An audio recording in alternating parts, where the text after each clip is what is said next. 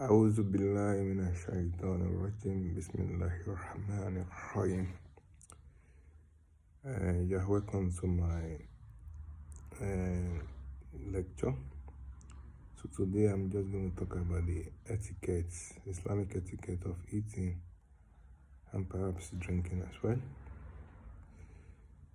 As we all know, we need food and water for sustenance. So we need this on daily basis, so to say, to survive. And Allah has provided food for us and water for mankind. So in Islam there are guidelines or principles or rules or etiquettes that we need to adopt in getting this food or water into our body system. So just for clarity's sake, when I'm talking about food, I'm talking about halal food or halal water, halal supplements. That's what I'm talking about. And as a Muslim should and cannot eat pork or any of its products, the pig. Muslim shouldn't or should not eat dog. Muslim should not eat snake and some other animals like that. But I'm not going to go into details of those animals that we can't eat, but they are we know them. But maybe in the course of my lecture in the future, I can dabble into some of those. And also, I'm also talking about the source of the income with which we are providing those food or water should also be halal. So basically all of the source must be halal. So the etiquette, the first one is when we want to eat, we start with Bismillah. Bismillah, starting with the name of Allah. So this is very, very important, so that you don't invite shaitan to eat with you. So when you say that, shaitan will be gone. So the first one is that. The second one is that a Muslim does not eat with the left hand or drink with the left hand. No matter whether you are left-handed or not, there is no exception. You cannot eat with your left hand. It has to be your right hand. That's the rule. If you're a left-handed person, when you want to eat, you have to eat with your right hand. And right in Islam, every good thing starts from the right. When we go to the toilet, when we want to do our business, we use our left hand. You don't use your right hand in the toilet to do your business. It has to be your left hand. So definitely when you want to eat, you can, even Islam, if Islam doesn't say that, you should know that, okay, when I should use my right hand to eat. So that's very, very important. Also in Islam, it's encouraged to eat communally. When I say communally, we eat in group, we put the food together and we eat. We eat together. So it's encouraged, is a sunnah. Eating separately is not usually encouraged. So we eat communally, you put the food together and you eat together. Maybe a group of 4 or 5 people eat together. It's encouraged in Islam. And by the way, when you want to eat, make sure that the areas that you want to eat is cleaned, so that when the food falls on the floor, you can actually pick it and eat it. So there is nothing like no, it's not that. So make sure that surrounding area is clean, and when any food particle falls on the floor, you should pick it up and eat it. That is Islam. Islam does not encourage wastage. The other important thing is that we don't eat to fill our tummy, to fill, and just eat, divide your stomach into 2, 3 and fill maybe 2/3 of it and leave the rest, so that you can have the energy. You are not lazy, you are not sleeping around, so you can have you have to be minimal, so you don't eat, and to the extent that you can't do anything again. You are so lazy after eating. The other point is that it encourages that couples eat together. It fosters love and peaceful coexistence.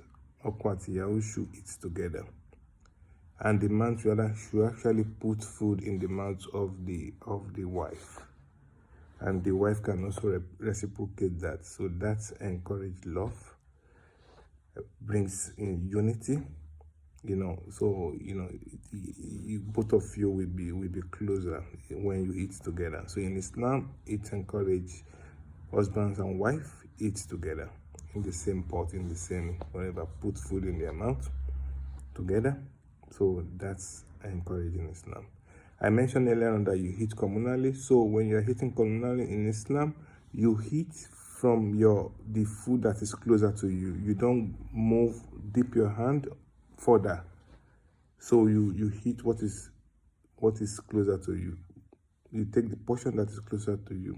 The exception is, let's say for example, you don't eat meat, but what is close to you is meat, and there's a fish far away from you. You can actually go ahead and pick that fish.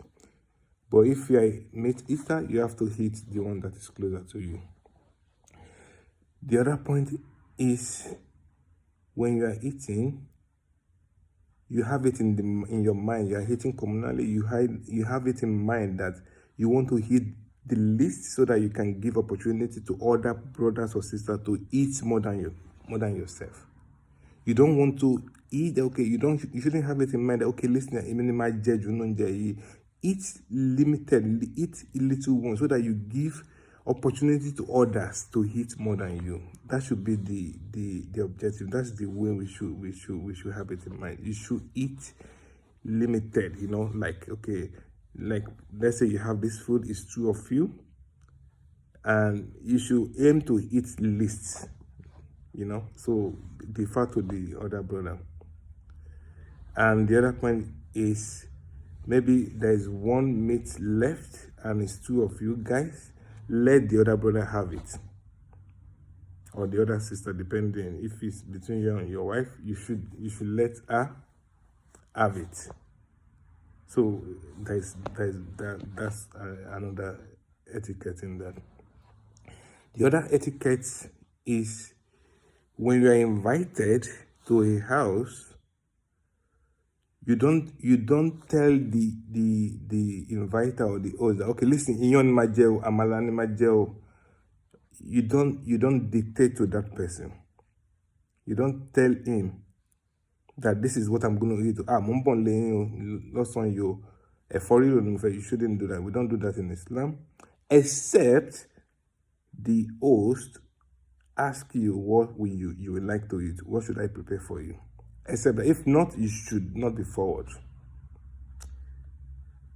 So that's that. And added to this is that we should actually invite people on a regular basis to our house to feast with us. We should. There is barakah in that. You invite them, randomly, just invite a brother or this sister who come to my house. When I say sister, I'm not saying your girlfriend or something. I mean, maybe your wife invite the sister, not you. So, to come and feast with you, there is barakah in that.